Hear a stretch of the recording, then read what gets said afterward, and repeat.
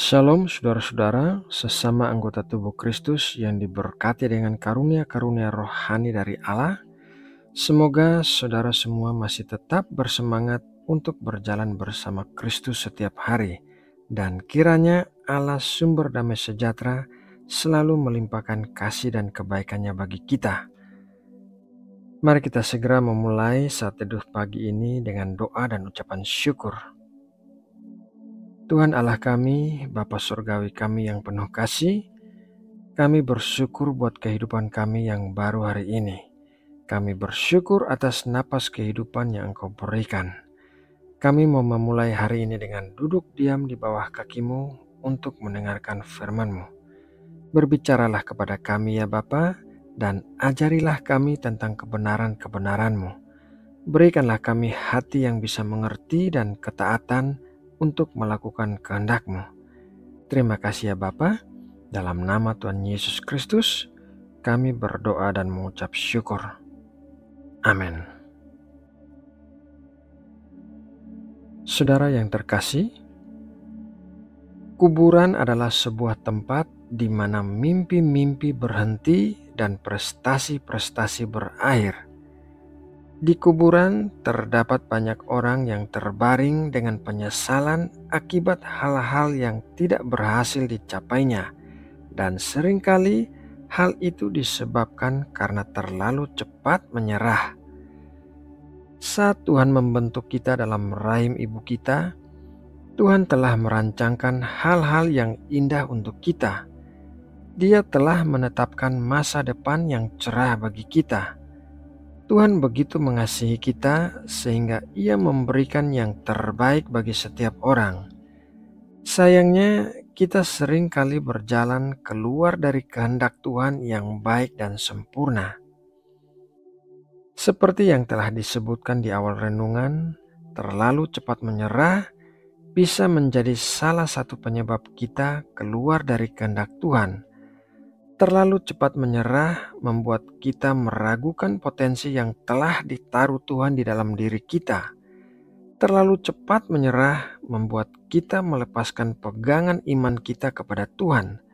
Terlalu cepat menyerah membuat kita tidak memiliki pengharapan. Thomas Edison adalah seorang penemu yang gigih dan tidak pernah menyerah. Edison menghadapi lebih dari 1000 kegagalan sebelum akhirnya menemukan formula yang tepat untuk lampu pijar pada tahun 1879. Ketekunan dan determinasinya dalam mengatasi rintangan membuatnya menjadi salah satu tokoh paling berpengaruh dalam sejarah penemuan teknologi. Edison memperlihatkan bahwa kegagalan hanyalah langkah menuju kesuksesan asalkan seseorang tidak menyerah. Bayangkan saja apabila Thomas Edison menyerah sebelum berhasil menemukan lampu pijar, maka saat ini dunia mungkin masih hidup dalam kegelapan. Tuhan Yesus sendiri memberikan kita contoh tentang kegigihan. Pada malam sebelum Tuhan Yesus ditangkap di Taman Getsemani, Tuhan Yesus berdoa demikian. Lukas 22 ayat 42, "Ya Bapakku, jikalau Engkau mau, ambillah cawan ini daripadaku. Tetapi bukanlah kehendakku, melainkan kehendak-Mu lah yang terjadi." Tuhan Yesus mengetahui bahwa Ia akan segera ditangkap, diadili, disiksa, dan kemudian disalibkan. Sebagai seorang manusia, Tuhan Yesus juga mengalami ketakutan akan hal-hal yang harus dialaminya, sehingga Alkitab mencatat bahwa peluh Tuhan Yesus menjadi seperti titik-titik darah yang bertetesan di tanah. Akan tetapi, Tuhan Yesus juga mengetahui bahwa tujuannya datang ke dunia adalah untuk mengalami hal-hal itu agar bisa menebus seluruh umat manusia. Oleh karena itu, Tuhan Yesus menyerahkan kehendaknya di bawah kehendak Allah Bapa. Tuhan Yesus tidak menyerah dan melanjutkan perjalanannya menuju kayu salib meskipun Ia harus mengalami penderitaan yang berat. Saudaraku yang terkasih, Beberapa tokoh Alkitab lainnya juga menunjukkan kegigihan sehingga mereka bisa mencapai tujuan hidup mereka sesuai kehendak Tuhan. Daniel dihadapkan pada berbagai ujian dan tantangan, bahkan hukuman mati, tetapi ia tetap setia dalam iman dan kepercayaannya kepada Allah. Daud, seorang gembala muda, tidak menyerah dalam menghadapi raksasa Goliat. Dengan iman yang kuat dan keberanian, Daud maju melawan Goliat dengan hanya bersenjatakan umban dan batu. Yusuf mengalami berbagai cobaan, mulai dari dikhianati oleh saudara-saudaranya sampai dijebloskan ke penjara secara tidak adil. Namun ia tetap setia kepada Allah dan akhirnya diangkat menjadi penguasa kedua di Mesir. Kegigihan adalah sebuah pilihan. Kegigihan akan membuat kita berpegang erat-erat pada iman dan pengharapan kita sampai kita bisa memperoleh apa yang kita harapkan. Kegigihan akan membuat kita terus berdoa sampai kita bisa melihat jawaban-jawaban doa kita. Kegigihan membuat sepasang siput bisa sampai ke Bahtera Nuh.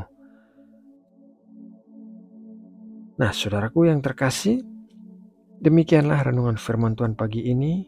Semoga kita semua memiliki kegigihan dan tidak cepat menyerah atas hal-hal yang terjadi dalam hidup kita.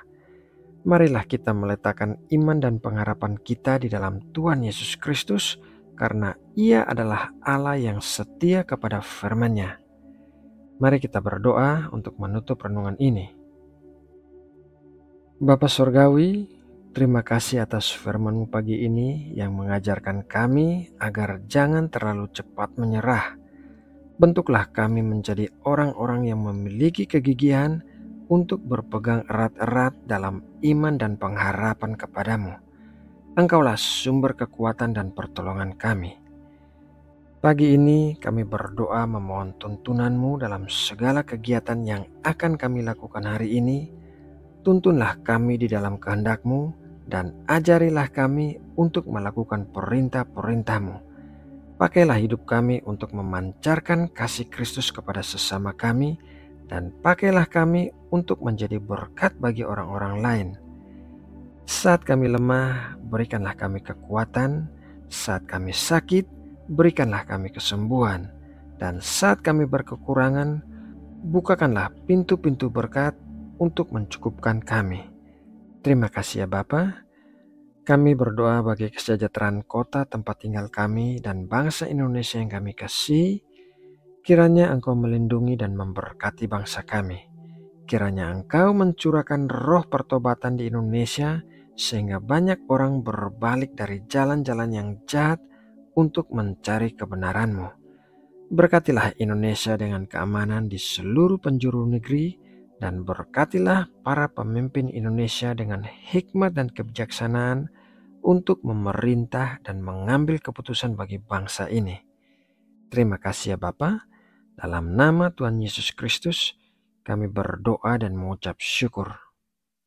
Amin.